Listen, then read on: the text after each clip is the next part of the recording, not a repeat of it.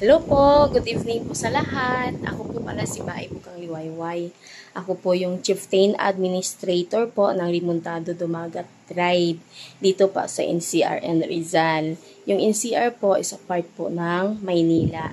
And yung Rizal po is part po dito po sa Taytay, Antipolo, Tanay, yun po yun.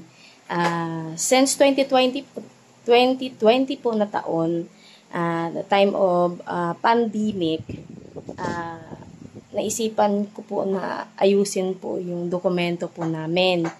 So, dahil may mga kakulangan pa sa kaalaman at naaayon po sa RA 8371, pero noong within 2 years po na amin pong pinag-aralan ang batas, ay unti-unti po namin natutunan po ang lalim po ng batas po ng RA 8371. And then, 2022 po, nabuo po namin lahat ng mga projects po namin at lahat po ng ancestral land domain po namin dito na sa Limuntado Dumagat Tribe ng NCR and Rizal.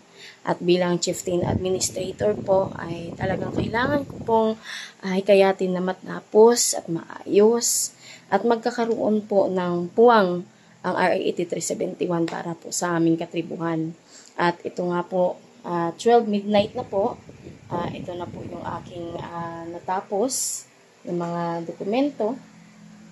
Ito po ay nasa block 60 na po ako. Nasa block 60 na po.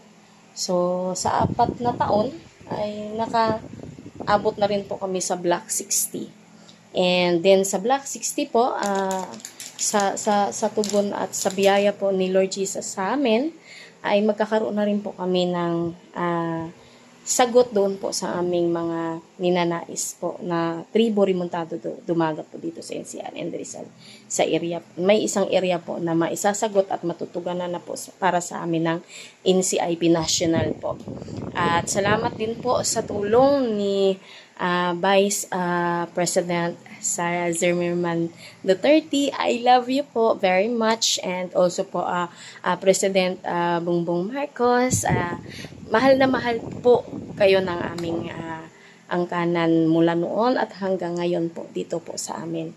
So nagpapasalamat po ako sa inyong mga suporta, sa kasama ng aking mga leader, elders, and members po ng Limuntado Dumagat. Kami po ay taus-pusong nagpapasalamat po sa inyo po, Vice President Sara Zimmerman Duterte and President Bongbong Marcos po. Thank you po sa inyo pong mapagmahal at nawain at matulong puso po para sa aming Limuntado Dumagat Tribe dito po sa NCR Rizal.